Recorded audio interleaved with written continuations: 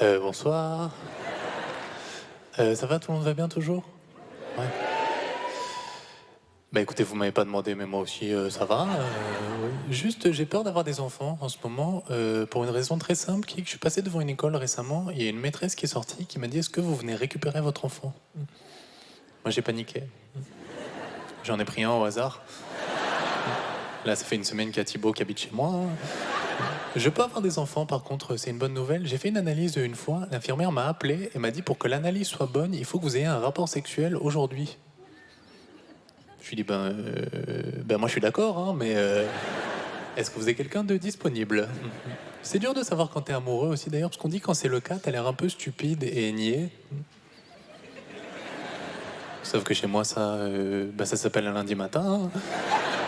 Je pense que l'autre problème dans la séduction, d'ailleurs, c'est qu'il y a des gens qui ont parfois des critères de sélection trop précis. Moi, j'ai un ami qui m'a dit: je cherche une fille longiligne et agréable. Eh, je pensais là, tu t'es pas du tout engagé toi contre la fermeture des théâtres?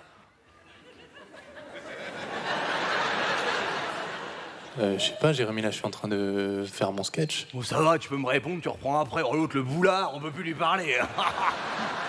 Oui, mais là, tu m'as coupé avant ma chute, du coup, ça a un peu cassé le rythme de ma narration.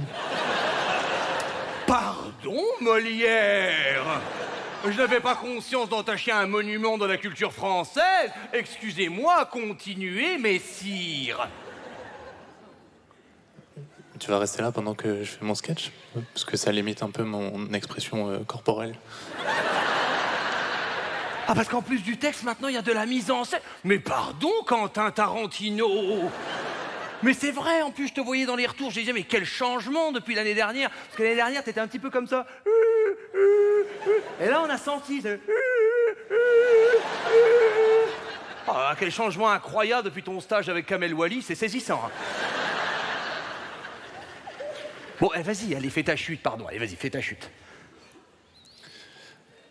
Ça, c'est les critères de sélection d'un canapé.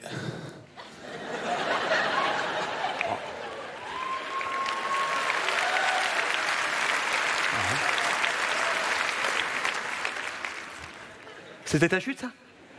Mais vu que tu m'as coupé avant, ça n'a pas trop marché du coup. Ah bah c'est sûr que si je t'avais pas coupé, ça c'est les critères de sélection d'un canapé, c'était standing ovation. Hein. Sans parler de la presse, du clic-clac au canapé d'angle, rien n'échappe à la plume acerbe de Paul Mirabel. L'homme qui égratigne la décoration d'intérieur comme personne. Bon alors, mis à part tes engagements sur les housses de couette, est-ce que tu t'es engagé contre la fermeture des théâtres? Tu n'as pas répondu à ma question. Bah, bien sûr que je me suis engagé. Ouais. J'étais même super révolté. Hein. Bah, on n'avait plus le droit de jouer, on n'avait plus le droit de faire notre travail. J'allais pas rester sans rien faire comme un mouton. Hein. Tu m'as pris pour qui, mec? Et du coup, t'as fait quoi? Bah, j'avais prévu d'organiser une grosse manifestation pour dénoncer toutes ces règles ridicules et liberticides. Puis après, Macron a dit qu'on devait se confiner. Du coup, bah, je me suis confiné. D'accord, donc en fait, t'es juste resté chez toi, quoi. Ouais. Mais hyper révolté, hein. J'imagine. Ouais, je peux dire, quand ils ont dit là qu'on n'avait plus le droit de faire des spectacles, moi j'étais devant ma télé, j'ai dit: ça suffit, je ne mange pas de ce pain-là, Emmanuel. Et sur les réseaux sociaux, t'as gueulé? Parce que t'as des gros réseaux sociaux, t'as gueulé un peu quand ils ont fermé les théâtres. Bah, je peux te dire que là, j'y suis pas allé de main morte. Hein. J'ai pris tous mes réseaux sociaux confondus, j'ai marqué, 2 points, ouvrez les guillemets, le gouvernement a décidé d'interdire les spectacles vivants, virgule, mes spectacles sont donc annulés.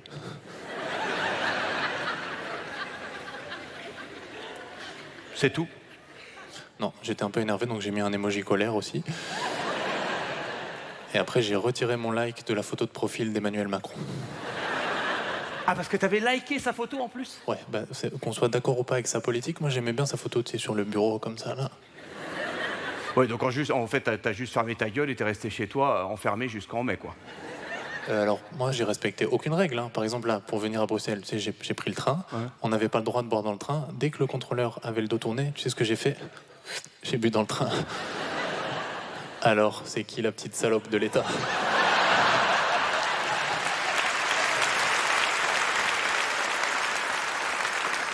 Tu sais ce qu'ils ont fait, les Belges? Non. Parce que ça, il faut le dire un peu plus publiquement, parce que je trouve que ça ne s'est pas assez entendu. Les Belges, quand ils ont fermé les théâtres, tu sais ce qu'ils ont fait? Ils sont descendus dans la rue, les Belges. Ils ont saisi le Conseil d'État. Ils ont fait casser la décision gouvernementale. C'est ça qu'ils ont fait des Belges. Parce que les Belges, tu leur dis pas ce qu'ils ont à faire. Les Belges, ils ont des baloches grosses comme ça. Les Belges, c'est les révolutionnaires de l'Europe.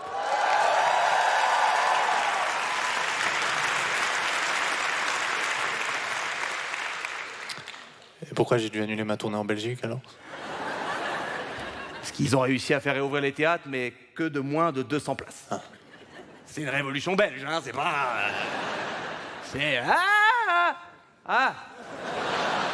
Mais après, il y a quelque chose de beau là-dedans, hein, parce que tout un peuple qui se soulève comme ça, juste pour faire réouvrir le café-théâtre de Guillermo Guise, c'est ridicule, mais c'est beau. Tu sais ce qu'ils avaient en France? En France, ils avaient mieux qu'un peuple révolutionnaire. En France, ils avaient un homme. Tu parles de toi là? Ils avaient un homme courageux avec des convictions. Ouais, je pense qu'il parle de lui, mais... Ils avaient un grand homme. Moyen tome, mais... Moi, j'ai fait des lettres ouvertes à la presse. J'ai négocié avec les syndicats, avec les ministres. Je me suis battu. Moi, j'ai été au front pendant que toi, t'étais dans ta cuisine en train de désinfecter tes poignées de porte et regarder des lives de Patrick Bruel, paix à son âme. Moi, je me battais. Et là, t'arrives comme ça dans un théâtre bondé, complètement ouvert, et t'arrives comme si tout ça était acquis, tout ça, comme si tout ça t'était dû. Mais tu me dégoûtes, Paul. Tu n'as rien fait pour obtenir ça. On dirait un mec qui est arrivé pendant la Seconde Guerre mondiale, il arrive en 46, il dit ça va les gars, vous êtes un petit peu palo, qu'est-ce qui s'est passé? Qu'est-ce qu'il y a comme offre d'emploi en ce moment? C'est incroyable, hein? Ah, bah elle est fermée l'épicerie cachère, ça marche si bien pourtant.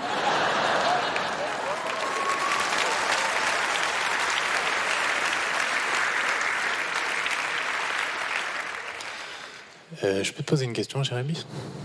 Ah oui? Je peux savoir pourquoi tu me réinvites tous les ans?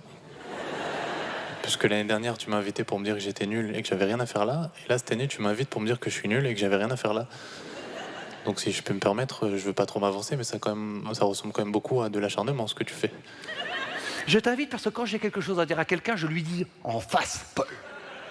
Ouais, bah là, on aurait pu faire un Skype, hein, parce que...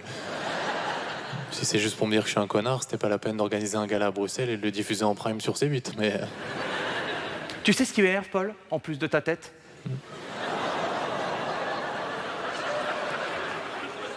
C'est que t'as une grande communauté, tu t'adresses aux jeunes et tu t'en sers pas. Putain, dans ce monde où il y a autant d'inégalités, mais enfin, il y a rien qui te révolte, il y a rien qui t'énerve, c'est quand même incroyable, il y a bien un truc qui te touche. Eh bien, figure-toi, Jérémy, que je suis extrêmement sensible à la cause des Ouïghours.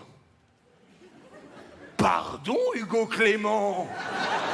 La cause des Ouïghours? Tout à Ça fait. te touche, toi, les Ouïghours? Bien sûr, je n'en peux plus de ces trains qui arrivent toujours en retard, des wagons-bars qui sont toujours fermés. Il n'y a jamais de place pour mettre sa valise, ça me révolte.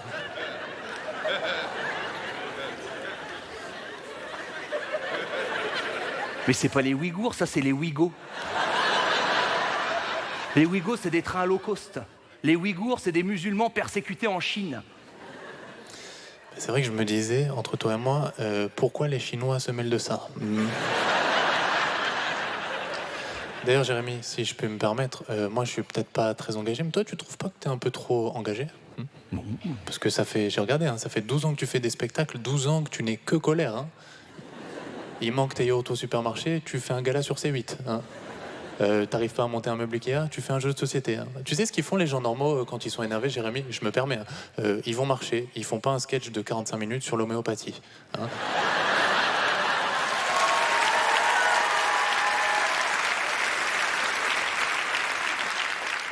Ce que j'essaye de t'expliquer, c'est que tu peux pas, dès que t'as une petite contrariété, faire un spectacle dessus. Hein. Tu peux pas, parce que t'as marché dans une flaque d'eau, organiser une tournée des Zéniths. Ça n'existe pas, ça. On est d'accord? D'ailleurs, ton spectacle, si je peux me permettre, parce que je suis allé le voir, j'ai une petite critique dessus, c'est le seul spectacle d'humour que j'ai vu de toute ma vie où les gens sortent et ils sont angoissés et ils n'arrivent pas à dormir. D'ailleurs, petite critique, si je peux me permettre, parce que là, ça fait 2 ans que je viens ici et je peux vous dire que j'en ai un peu gros sur la patate. Ton spectacle est trop long, Jérémy. Hein. 3 heures de haine et de colère, d'accord? Tu es plus long que le film Titanic.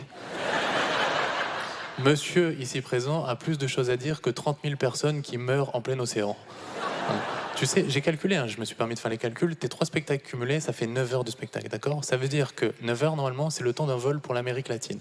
Ça veut dire qu'il y a possiblement des gens sur cette planète qui se disent « Chérie, c'est bientôt les vacances, est-ce qu'on regarde tous les spectacles de Jérémy Ferrari ou est-ce qu'on va à Cuba Moi, si je peux me permettre de te donner une leçon, mes spectacles, ils sont normaux, ils font 1 heure. Ça veut dire que quand on monte tous les deux sur scène à la même heure, moi j'ai le temps de faire mon spectacle, rentrer chez moi, manger, appeler ma mère pour lui dire que oui, ça s'est pas très bien passé, prendre une douche, remanger, et toi t'es toujours sur scène en train de faire oui, je suis énervé contre la guerre, ouais, je suis énervé contre la santé, ouais, je suis énervé contre les religions, ouais, je suis énervé parce que mon t-shirt en XS il est trop petit.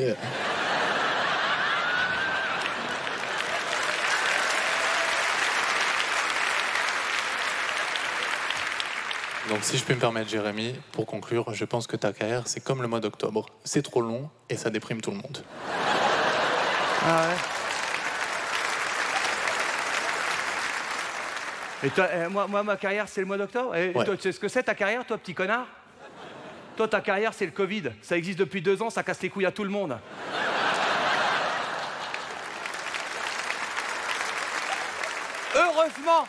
Heureusement, tout le monde est d'accord sur le fait que dans 2 ans, ça aura disparu. Tu penses dans 2 ans, j'aurai disparu?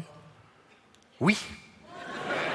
Bah non, tu vas pas disparaître, ça fera comme la grippe, quoi. Les gens vivront avec, ça concernera 10 000 personnes en France. Hein. Et tu penses que si je m'engage pour un sujet, je vais durer un peu plus longtemps dans l'humour? Mais Paul, on retient qui dans l'humour? On retient qui? Je sais pas, Mado la niçoise.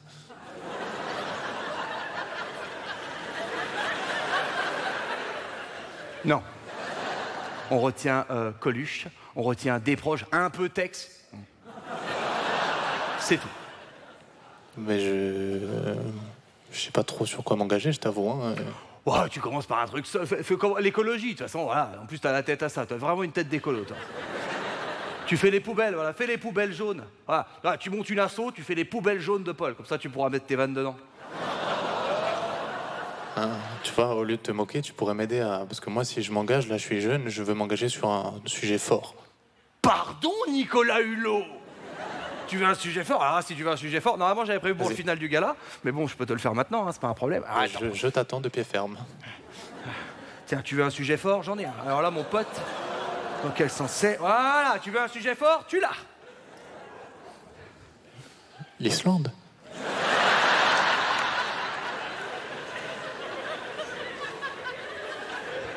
C'est la Russie. Putain, bon, allez, vas-y, tiens ça. Voilà, tiens-le dans la main, tiens-le dans la main, tiens-le. Allez, vas-y, engage-toi. Prenez des photos, hein, c'est le moment. Hein. Tu veux que je m'engage contre la guerre? Ah non, je veux que tu t'engages pour la guerre. Ça, c'est original, ça, c'est différent. Ah, là, si tu soutiens Vladimir Poutine, là, personne n'y est allé. Moi, j'y vais pas. Je veux dire, là, ça bouge les lignes, hein. Là, ça pique. Hein. Là, je vais dire un truc comme ça, soutien Vladimir Poutine, personne ne s'y attend. Hein. Ah bah là, je te confirme que personne ne s'y attend, ouais. Et en même temps, on n'a pas essayé ça. Parce que regarde, on a essayé les sanctions, on a essayé les menaces, et on a essayé la diplomatie, il n'y a rien qui marche. Personne n'a essayé avec Vladimir Poutine l'amour. Peut-être que ça le détendrait, on n'en sait rien. Faut essayer. Peut-être qu'il a besoin qu'on lui fasse des petits bisous dans les oreilles. Peut-être qu'il faut lui caresser un petit peu le front, comme ça. Faut lui dire je t'aime. Dis-lui je t'aime, voilà, c'est ça. Dis-lui je t'aime. Regarde la caméra et dis je t'aime, Vladimir Poutine. Est-ce que je peux poser ce drapeau, Jérémy? Parce que j'ai pas trop envie qu'il y ait cette image de moi qui circule sur les réseaux sociaux. Ah bah là t'as tort, hein, parce que là je vais te dire, là tu fais la une d'un journal comme ça avec un titre genre Paul Mirabel du clic-clac au KGB, alors là mon pote, ah là ça va buzzer. Hein. Je suis pas hyper à l'aise, là, je t'avoue. Oh il est pas hyper à l'aise, pardon Geneviève de Fontenay, je te le chante, ouais, je vais te donner une cause de base, une cause là, t'auras pas de problème, voilà, allez fais comme tout le monde, voilà, allez tiens, voilà. C'est l'Union Saint-Gilloise, ça, c'est le... Non. C'est le club de foot de Bruxelles. Non. C'est la Suède. Putain, c'est l'Ukraine, vache quand même. Allez, tiens, voilà, tiens ça. Voilà, tends-le, allez, vas-y. Mais je dis quoi maintenant sur... Oh, ben là, c'est sans risque. Là, tu dis, là, tu fais comme tout le monde. Tu dis, arrêtez, leur tirer dessus, c'est pas bien. Oh, la troisième guerre mondiale. Mais n'énervez quand même pas trop Vladimir Poutine, on peut pas prendre une bombe. Là. Voilà.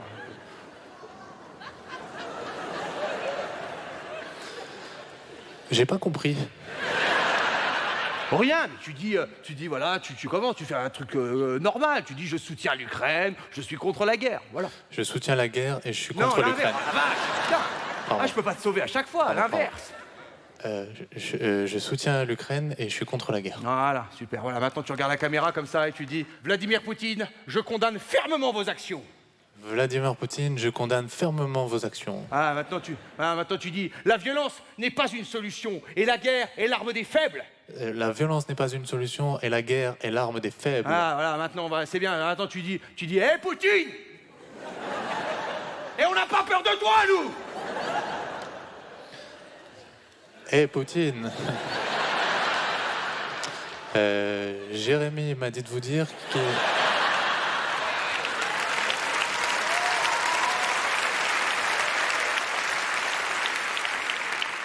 que lui, il avait pas peur de vous.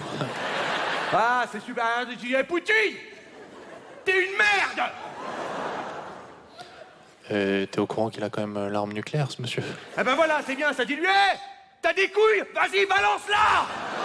Vas-y, je suis à Bruxelles, rase la Belgique si t'as des couilles. On s'en branle, ça sera diffusé dans un an, on sera à Paris, vas-y.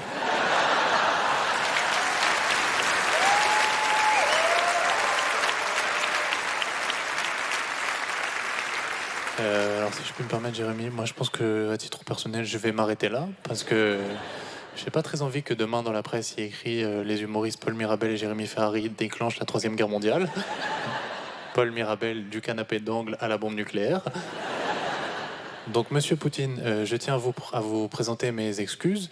Je ne suis jamais allé en Russie, mais je n'ai aucun doute sur le fait que malgré qu'il n'y ait plus ni Instagram, ni Netflix, ni Facebook, ce soit un pays extrêmement charmant et accueillant. Je tiens également à vous rappeler que mon ami Jérémy et moi-même ici présents sommes des humoristes, exactement d'ailleurs comme le président ukrainien que